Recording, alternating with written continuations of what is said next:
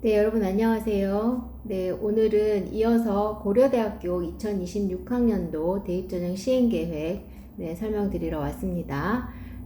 앞에 서울대, 연세대와 마찬가지로 2025 대비 변경사항을 좀 알려드리려고 하는데요.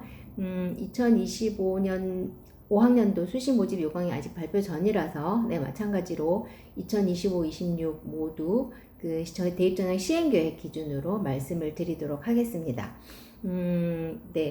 수시 모집 요강이 발표되면 올해 고3 대상이 2025학년도 거 학교별로 그때는 조금 더 상세히 설명드리기로 하고요. 이게 대입전형 시행계획은 크게 변경된 것 위주로만 말씀을 드리려고 합니다. 네, 그거 참고해 주시면 좋겠습니다. 네, 그리고 서울대 연대와 마찬가지로 고른기회 등의 특별전형, 정원외 전형, 그리고 특기자 전형, 예체능 계열은 제외하고 좀 굵직굵직한 그런 전형들 위주로 설명을 드리겠습니다.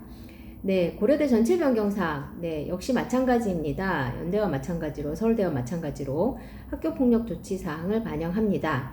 전형별로 조금 반영 방식이 다릅니다. 학생부 종합 형식의 정성평가를 하는 대부분의 전형에서는 그 정성평가, 그러니까 그 학교폭력 조치 사항 자체를 정성평가를 하겠다라고 명시를 하였고요.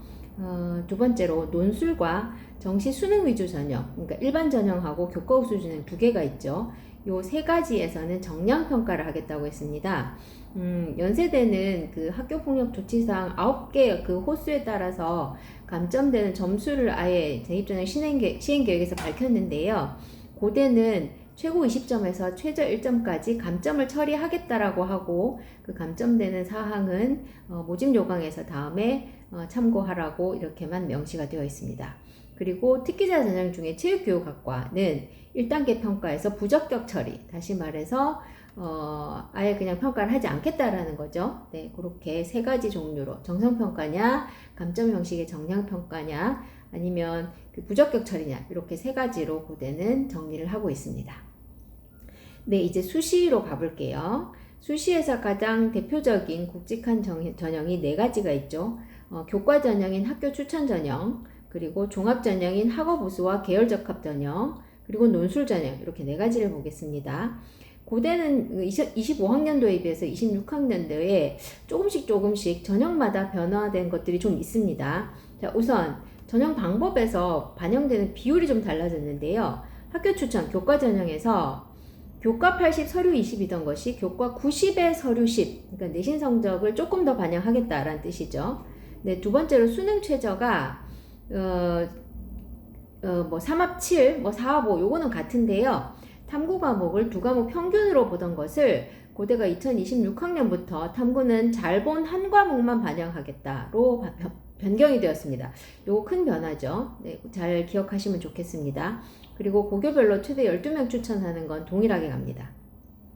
네, 두 번째 그 종합전형 중에서 학업 우수형, 요거는 전형 방법은 서류 100%로 동일한데 이제 수능 최저가 조금 바뀌었습니다. 그 반도체공학과, 차세대 통신, 그 다음에 스마트 모빌리티 학과가 4합 7이었던 것이 인문자연 원래 4합 8인 것과 동일하게, 그래서 조금 완화가 되었죠. 그리고 탐구 한 과목 반영은 이쪽은 원래 하나였습니다.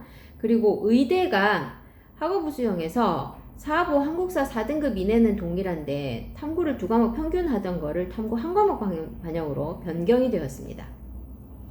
그래서 지금 학교 추천 교과와 그다음에 학업우수 종합 이 두 가지 전형에서 탐구 두 과목 반영하던 수능 최저가 전부 탐구 한 개 과목, 자랑과 한 개로 완화가 되었다는 거는 학생들 입장에서 부담이 좀 줄어들 것 같습니다. 그리고 그 종합형 중에 그 수능 최저가 없는 계열적 합형이 그 2단계에서 1단계 성적 50과 면접 50을 반영하던 것을 1단계 성적 60과 면접 40으로 1단계 성적을 조금 더 가지고 가겠다로 바뀌었습니다. 네, 그리고 이제 논술 전형 방법은 동일한데 수능 최저가 경영대가 인문자연 계열 4합 8보다 훨씬 높은 4합 5였죠. 네, 이게 경영대 모두 포함해서 4합 8로 동일하게 가는 걸로 변경이 되었습니다. 그래서 고대는 2025학년도에 비해서 2026학년도 수시 전형이 일단 수능 최저가 전부 탐구 한 개 과목으로 좀 완화가 되는 그런 변화가 있었고요. 그리고 그 다른 일반 계열에 비해서 조금 그 수능 최저를 높이 했던 것들도 다 거의 공통으로 동일하게 포함을 시키면서 수능 최저가 많이 완화되었다. 이렇게 볼 수 있겠습니다.